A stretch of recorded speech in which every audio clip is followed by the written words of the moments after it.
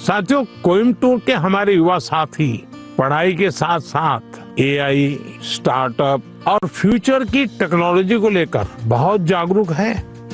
और मैं कह सकता हूँ, यही तो है युवा भारत की युवा सोच, जो विकसित भारत 2047 के संकल्प को नीत नई मजबूती दे रही है। साथियों, परीक्षा पे चर्चा का मतलब ही है साथ बैठकर बात करना और एक दूसरे से सीखना।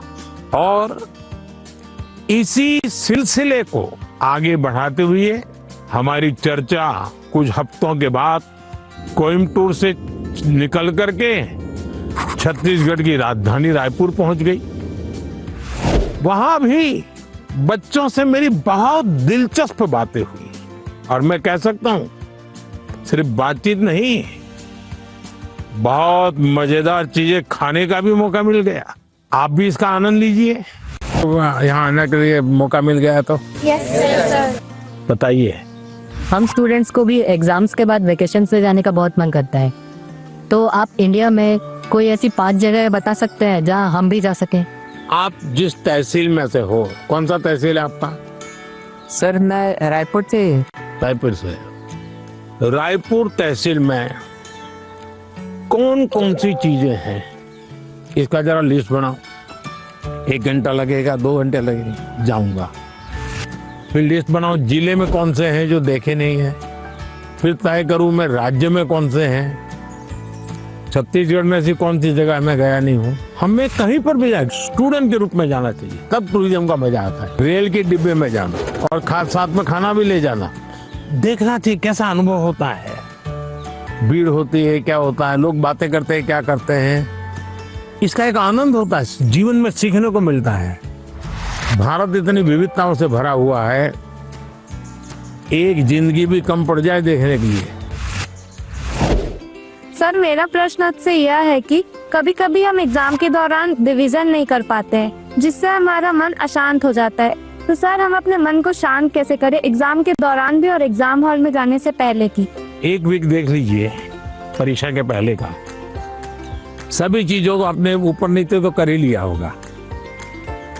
आप मान के चलिए, आपने जो सुना है, आपने जो पढ़ा है, वो बेकार नहीं गया है, कहीं ना कहीं तो स्टोरेज है ही है वो।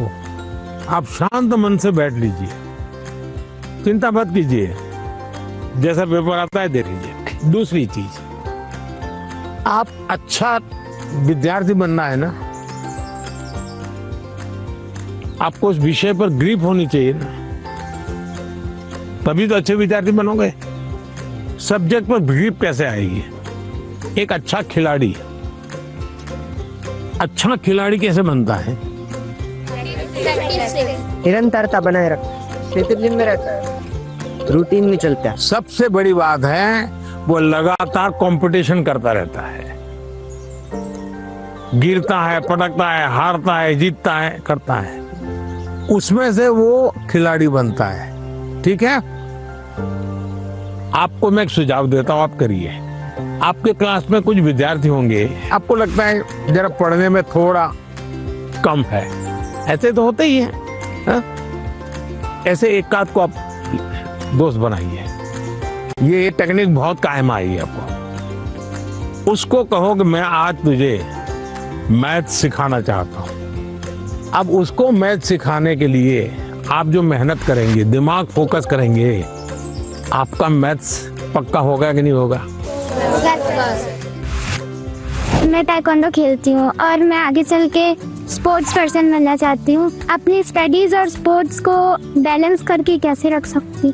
शिक्षा की जीवन में भी जरूरत है, समाज जीवन में भी जरूरत है, इसको अंडर एस्टिमेट नहीं करना चाहिए। ये गलती कभी मत करना कि खेल में मैं बहुत अच्छा हूं इसलिए मुझे पढ़ने की जरूरत नहीं है, लेकिन शिक्षा ही सब कुछ कर लेगी, ऐसा नहीं है।